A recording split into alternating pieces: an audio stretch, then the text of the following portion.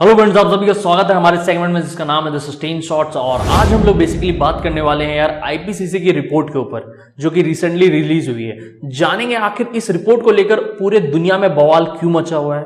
देखो, इंडिया में नहीं मचा हुआ है, लेकिन बाहर के बहुत सारे कंट्रीज में इस रिपोर्ट को लेकर चिंता जताई जा रही है। जानेंगे आखिर इस रिपोर्ट्स में ऐसा क्या है, कौन से ऐसे पॉइंट्स कवर किए गए जो कि हमने पहले भी डिस्कस कर रखे हैं और कौन से नए पॉइंट्स ऐड हुए हैं इस रिपोर्ट में। और साथ में ये भी जानेंगे कि आखिर इंडिया के लिए इसमें क्या क्या बातें बताई गई हैं। तो इन्हीं सब पॉइंट्स के ऊपर डिस्कशन करेंगे यार। तो चलो यार स्टार्ट करते हैं।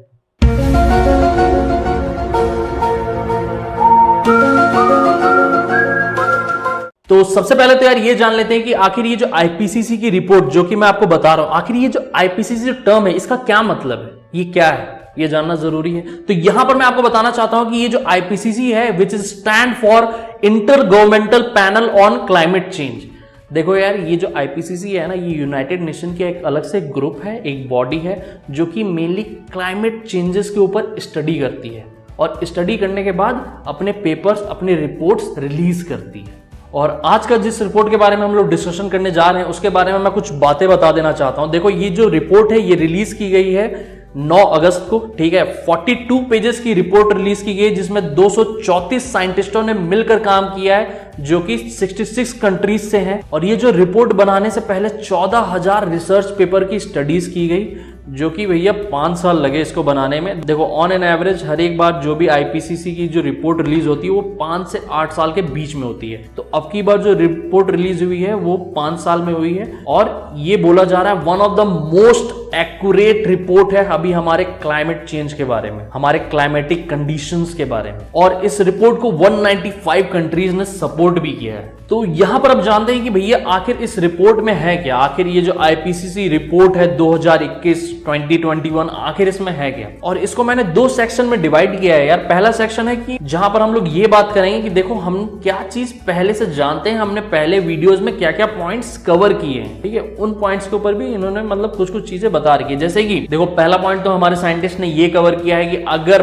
प्लैनेट का जो टेम्परेचर है वो अगर ऐसे ही बढ़ता रहा तो बहुत बड़ी मात्रा में जान माल का नुकसान होगा। और ये जो टेम्परेचर इंक्रीज हो रहा है इसके कारण जो क्लाइमेटिक कंडीशंस बनेंगी वो कंट्रोल नहीं हो पाएगा किसी से। दूसरा पॉइंट ये है कि एक्सट्रीम वेदर कंडीशंस, जो कि हमने पहले भी एक वीडियो बनाया है जहां पर हमने डिस्कस किया है एक्सट्रीम वेदर कंडीशन के ऊपर। अगर आपने वो वीडियो नहीं देखा तो आप आई बटन में आ रहा होगा, आप जाके देख सकते हैं। तो यहां पर इस रिपोर्ट में ये बताया गया है कि जो एक्सट्रीम वेदर कंडीशंस के जो इवेंट्स हैं वो दिन ब दिन बढ़ते जाएंगे, यानी कि फ्लैश फ्लड्स आएंगे, थंडर स्टॉर्म होगा, क्लाउड बर्स्ट होगा। जैसा कि आप अभी देख रहे हो हमारे इंडिया में कहां लैंडस्लाइड्स हो रही हैं यार, क्लाउड बर्स्ट हो रहा है, बहुत प्रॉब्लम्स आ रही है, लोग बाढ़ में फंसे हुए हैं। वैसे वैसे ही सूखा भी पड़ेगा और सूखा तो ऐसा पड़ेगा कि जो हमारा जो ग्राउंड वाटर है वो खत्म हो जाएगा। अभी आपको अगर नहीं पता तो चेन्नई में बहुत हद तक ग्राउंड वाटर खत्म भी हो चुका है। तीसरा पॉइंट यहां पर इस रिपोर्ट में ये कहा गया है कि भैया जो हमारी जो पॉलिसीज हैं उसे चेंज करना पड़ेगा। हमारे को बहुत सारे न्यू प्रोसेसेस, न्यू पॉलिसीज को इंप्लीमेंट करना पड़ेगा, जैसे कि इलेक्ट्रिक कार्स को प्रमोट करना होगा, लोगों को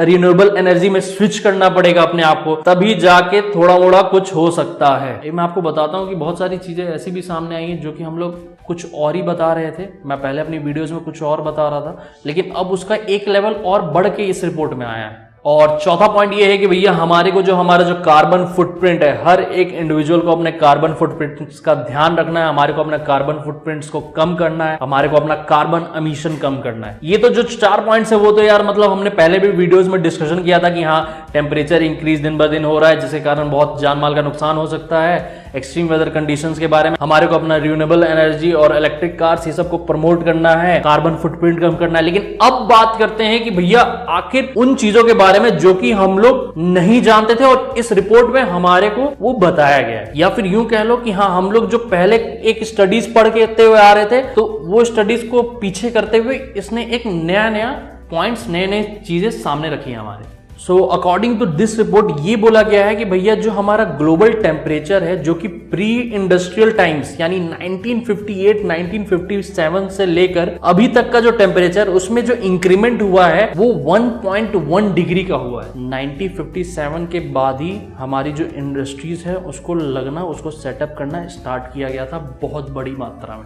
उससे पहले उतनी इंडस्ट्रीज नहीं थी। और साइंटिस्ट ने ये भी बोला है कि अगर ऐसा ही टेम्परेचर इंक्रीमेंट होता रहा, टेम्परेचर में जो गर्माहट है उसकी वृद्धि होती ही रही, तो वो जो हम लोग बात नहीं करते रहते थे पेरिस क्लाइमेट एग्रीमेंट की, जो कि मतलब हमारे को 1.5 डिग्री तक रखना है अपना ग्लोबल टेम्परेचर 2100 तक, वो बोल रहे हैं साइंटिस्ट कि भैया वो तो अभी 2040 में ही आ जाएगा। अब जाहिर सी बात है यार कि मान के चलो अगर धरती गर्माएगा, हमारा जो ग्लोबल टेम्परेचर वो इंक्रीज होगा तो हमारे ग्लेशियर्स पे भी असर पड़ेगा। अब जब ग्लेशियर्स के ऊपर असर पड़ेगा तो ग्लेशियर जल्द से जल्द पिघलेंगी, और वो जब पिघलेंगी तो हमारा सी लेवल राइज होगा, है कि नहीं। और यहाँ पर साइंटिस्ट का ये कहना है कि जो सी लेवल राइज हो रहा है वो भैया 3 गुनी स्पीड से हो रहा है। इसका मतलब समझ रहे हो? नहीं समझ रहे? इसका मतलब ये थोड़ा समझो कि भैया इंडिया के भी बहुत सारे स्टेट्स, बहुत सारे सिटीज तो अभी से बारिश से जूझ रही हैं, और इंडिया का जो नीचे वाला पोर्शन है वो पूरा पानी से घिरा हुआ है तीनों तरफ से। तो वहां के जो लोग हैं वो क्या क्या प्रॉब्लम्स को फेस करने वाले हैं वो शायद उनको भी अभी उसका अंदाजा नहीं है। लेकिन यहाँ पर एक पॉजिटिव साइन भी आया है इस रिपोर्ट के जरिए, वो ये आया है कि अगर हम लोग अभी तुरंत के तुरंत सारे देश मिलकर एक साथ होकर अगर हमने कुछ ऐसे पॉलिसीज बनाए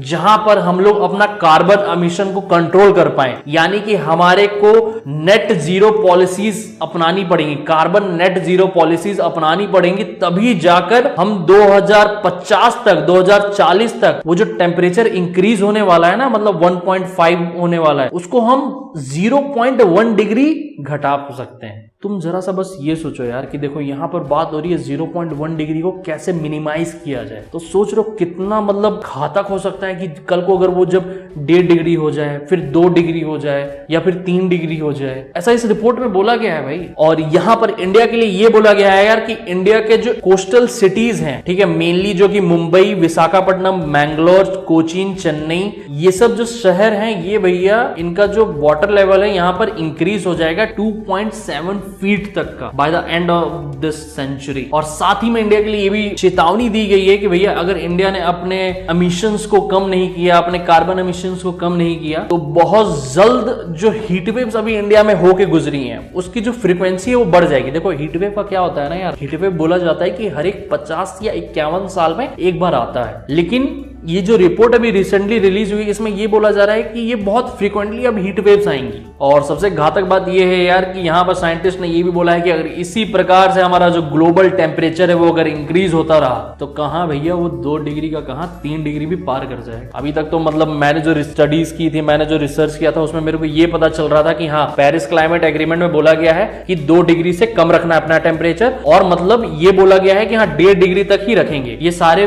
देशों ने मिलकर इसकी प्लानिंग की थी। लेकिन अब तो ये बोला जा रहा है कि भैया तुम प्लानिंग करो और जल्द से जल्द करो, वरना जो टेम्परेचर इंक्रीज हो रहा है वो तो हमारे एक्सपेक्टेशन से बहुत आगे जाएगा। और प्रॉब्लम ये है ना यार, देखो ये सब जो रिपोर्ट है ये सब चीजें हमारे को, देखो आधी चीजें पता थी, आधी चीजें हमारे को नहीं पता थी, लेकिन प्रॉब्लम ये है कि इसके प्रति ना कोई सामने बढ़कर बात नहीं कर रहा है। कुछ सेलिब्रिटीज बात करें, कुछ पॉलिटिशियंस बात करें, कुछ बड़े बड़े जो इन्फ्लुएंसर्स हैं वो बात करें, तब ना यार लोगों तक जानकारी और फैलेगी। या फिर अगर आप ये हमारा वीडियो देखते हैं तो आप लोगों तक जानकारी फैलाएं, आप इस वीडियो को शेयर करें। मीडिया में मतलब मैं खुद देख रहा था, मैंने खुद रिसर्च किया तो मैंने ये देखा कोई भी इंडियन मीडिया चैनल किसी ने इसको कवर नहीं किया। मानो कि ऐसा लगता है ना कि जैसे इंडिया में सब उस माइंडसेट से चल रहे हैं यार अपना तो काम चल ही रहा है, अपने को अभी का न्यूज मिल रहा है, क्यों हम दूर का सोचें, ऐसा कुछ माइंडसेट मेरे को लग रहा है। अगर आप खुद भी जाना, आप सीधे सर्च करना IPCC रिपोर्ट 2021, आपको इंडियन जो मीडिया हाउसेस हैं उसका कोई भी एक चैनल का कोई भी एक ऐसा रिपोर्ट नहीं दिखेगा जहां पर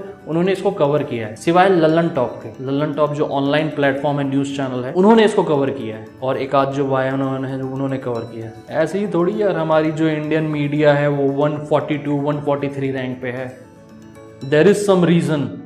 तो इसी के साथ आज मैं वीडियो समाप्त करता हूँ। आशा करता हूँ आपको मेरी वीडियो पसंद आई। अगर वीडियो पसंद आई तो चैनल को सब्सक्राइब करना, वीडियो को लाइक करना, अपने फ्रेंड्स एंड फैमिली तक वीडियो को शेयर करो यार। आप क्या इस टॉपिक के बारे में सोचते हैं कमेंट सेक्शन में लिखना मत भूलना, प्लीज लिखो। अगर आप कुछ भी नया सीख पाए हो इस वीडियो के जरिए तो दूसरों तक प्लीज शेयर करें। ताकि वो लोग भी जाने इन सब चीज़ों के बारे में।